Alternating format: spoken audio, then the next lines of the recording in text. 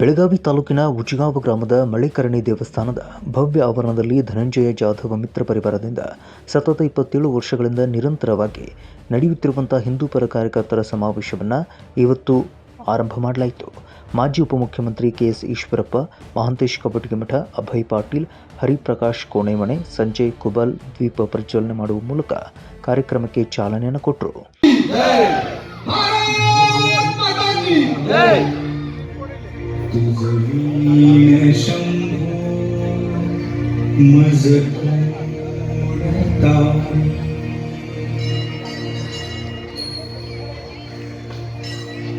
ಪ್ರಾಸ್ತಾವಿಕವಾಗಿ ಖಾನಾಪುರದ ಸಂಜಯ್ ಕುಬಲ್ ಮಾತನಾಡಿದರು. ಈ ವೇಳೆ ಕೆಎಸ್ ಈಶ್ವರಪ್ಪ ಮಾತನಾಡಿದರು. ವಿಶ್ವದಲ್ಲಿರುವ ಮುಸಲ್ಮಾನರಿಗೆ ಇವತ್ತು ಯಾವನಿಗಾದರೂ ತಾಕತ್ತಿದ್ರೆ ಹಿಂದೂಸ್ತಾನದಲ್ಲಿರುವ ಒಂದೇ ಒಂದು ದೇವಸ್ಥಾನವನ್ನು ಒಡೆದು ಅಲ್ಲಿ ಮಸೀದಿ ಕಟ್ಟಿದರೆ ಅವರ ಅಪ್ಪನಿಗೆ ಹುಟ್ಟಿದವನು ಅಂತ ಹೇಳೋಕೆ ಇಷ್ಟಪಡ್ತೀನಿ ಅಂತ ಹೇಳಿದರು. ಆಗೋಗಿದೆ, ಅದರದ್ದೇಗ ನನ್ನ ಮನ ಇಲ್ಲ. ರಾಮ ಹುಟ್ಟಿರೋದ ಜಾಗದಲ್ಲಿ ಆ ದೇವಸ್ಥಾನವನ್ನ ಕಿತ್ತು ಬಿಸಾಕಿ ಅಲ್ಲಿ ಯಾವನೋ ಹೊರಗಡೆ ದೇಶದಿಂದ ಬಾಬರ್ ಅನ್ನೋ ವ್ಯಕ್ತಿ ಬಂದು ಅದೊಂದು ಮಸೀದಿ ಕಟ್ಟಿ ಅದು ಬಾಬರ್ ಮಸೀದಿ ಅಂತ ಹೇಳ್ತಾನಲ್ಲ. ಇವತ್ತು ಯಾವನ್ಗಾದ್ರೂ ತಾಕತ್ತಿದ್ರೆ ವಿಶ್ವದಲ್ಲಿರುವಂತ ಮುಸಲ್ಮಾನರಿಗೆ ಹಿಂದೂಸ್ತಾನದಂತ ಒಂದೇ ಒಂದು ದೇವಸ್ಥಾನವನ್ನು ಒಡೆದು ಅಲ್ಲಿ ಮಸೀದಿ ಕಟ್ಟಿದ್ರೆ ಅವ್ರ ಅಪ್ಪನ ಕೊಟ್ಟಿದ್ದಾರೆ ಅಂತ ನಾನು ಹೇಳಕ್ ಇಷ್ಟಪಡ್ತೀನಿ.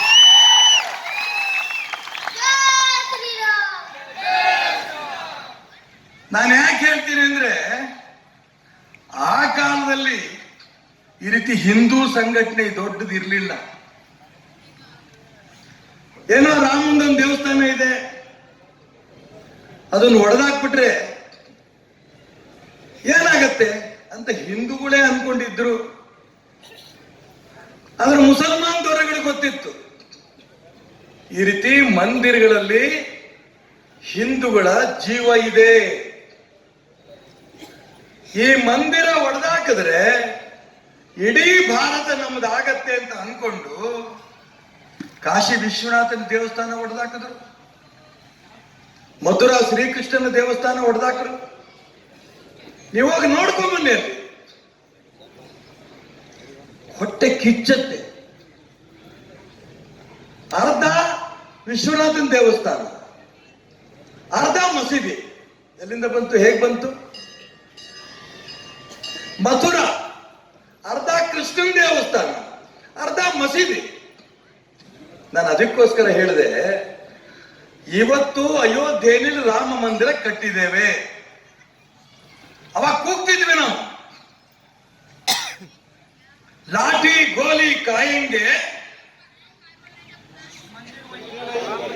ಲಾಠಿ ಗೋಲಿ ಕಾಯಂಗೆ, ಮಂದಿರ ವಹಿ ಬನ್ ಗಯ. ಒಂದ್ ದೇವಸ್ಥಾನ ಆಗಿದೆ, ಇನ್ನೆರಡು ದೇವಸ್ಥಾನಗಳಿಗೆ ಕೋರ್ಟ್ ಆದೇಶ ಕೊಟ್ಟಿದೆ. ಇನ್ನೊಂದು ವರ್ಷದಲ್ಲಿ ಮಥುರಾ ಕಾಶಿ ಪಕ್ಕದಲ್ಲಿರಂತಹ ಮಸೀದಿಗಳು ಧ್ವಂಸ ಆಗತ್ತೆ, ಆ ದೇವಸ್ಥಾನ ಪೂರ್ಣ ಆಗತ್ತೆ.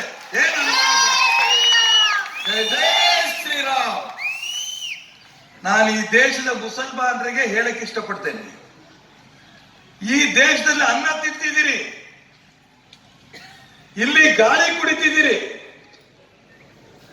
ಯಾವುದಾದ್ರೂ ಹಿಂದೂ ದೇವಸ್ಥಾನವನ್ನ ಒಡೆದಾಕಿ ಅಲ್ಲಿ ನೀವು ಮಸೀದಿ ಕಟ್ಟಿದ್ರೆ, ನಮಗೆ ಗೊತ್ತಿಲ್ಲ ಇದೆಲ್ಲೆಲ್ಲಿ ಇಡೀ ದೇಶದಲ್ಲಿ ದೇವಸ್ಥಾನವನ್ನು ಒಡೆದು ಮಸೀದಿ ಕಟ್ಟಿದಿರೋ, ಮಾನ ಮರ್ಯಾದೆ ನಿಮ್ಗಿದ್ರೆ ಆ ದೇವಸ್ಥಾನಗಳನ್ನು ಇರೋ ಜಾಗದಲ್ಲಿ ಮಸೀದಿ ನೀವಾಗಿ ನೀವು ಕಿತ್ತು ಬಿಸಾಕಿ. ನೀವು ಕಿತ್ತಾಕ್ಲಿಲ್ಲ ಅಂದ್ರೆ ರಾಮನ ಭಕ್ತರು ನಿಮ್ಮೆಲ್ಲಾ ಮಸೀದಿಗಳನ್ನ ಕಿತ್ತು ಬಿಸಾಕ್ತಿವಿ, ಅಲ್ಲಿ ದೇವಸ್ಥಾನ ಕಟ್ತೀವಿ. ಜೈ ಜೈ ಶ್ರೀರಾಮ್. ಇವರೆಲ್ಲ ಬಡ್ಕೋತಿದಾರಲ್ಲ ಸಿದ್ದರಾಮಯ್ಯನವರು, ನಾವು ಜಾತ್ಯತೀತವಾದಿಗಳು ಅಂತ. ನಿಮ್ಗಿಂತ ಜಾತ್ಯತೀತವಾದಿಗಳು ನಾವು. ಇಲ್ಲಿ ಹಿಂದೂ ಮುಸ್ಲಿಂ ಅಣ್ಣ ತಮ್ಮಂದ್ರಾಗ ಇರ್ಬೇಕು ಅಂತ ಆಸೆ ನಮಗೆ. ಹಿಂದೂ ದೇವಸ್ಥಾನವನ್ನು ಒಡೆದು ಮಸೀದಿ ಕಟ್ಟಿದ್ರೆ ಅಲ್ಲಿ ಮರ್ಯಾದೆಯಿಂದ ವಾಪಸ್ ತಕ್ಕೊಳ್ಳಿ, ಅಲ್ಲಿ ನಮ್ಮ ದೇವಸ್ಥಾನ ಕಟ್ಕೋತೀವಿ. ಈ ಸ್ವತಂತ್ರ ಬಂದ್ಮೇಲೆ ನೀವೇ ಮಸೀದಿ ಕಟ್ಕೊಂಡಿದ್ದೀರಲ್ಲ, ಎಲ್ಲೆಲ್ಲೋ ಅದ್ರ ಸುದ್ದಿಗೆ ನಾವು ಬರಲ್ಲ. ನೀವು ನಮಾಜ್ ಮಾಡ್ಕೊಳ್ಳಿ. ನಮ್ಮ ದೇವಸ್ಥಾನ ಮುಟ್ಟಿದಿರಲ್ಲ, ಕದ್ದು ಮುಚ್ಚಿ ಆಗಿದೆಲ್ಲ. ಇದು ಆರಂಭ. ಅಯೋಧ್ಯೆನ ರಾಮ ಮಂದಿರ, ಇವತ್ತು ರಾಮ ಮಂದಿರ ಇದ್ದಂತ ಜಾಗದಲ್ಲಿ ಆ ಬಾಬರ್ ಕಟ್ಟಡ 500 ವರ್ಷಗಳಿಂದ ಈ ದೇಶದ ಹಿಂದೂಗಳಿಗೆ ಹೇಳ್ತಾ ಇತ್ತು, ನೀವು ಗುಲಾಮರಿದ್ದೀರಿ. ಗುಲಾಮಗಿರಿಯ ಸಂಕೇತದ ರೂಪದಲ್ಲಿ ಅಲ್ಲಿ ಬಾಬರ್ ಅಂತ ಹೇಳ್ತಾರಂತ ಕಟ್ಟಡದ ಒಂದು ಮಸೀದಿ ಅನ್ನೋದಿತ್ತು. ಇವೆರಡಿದೆ.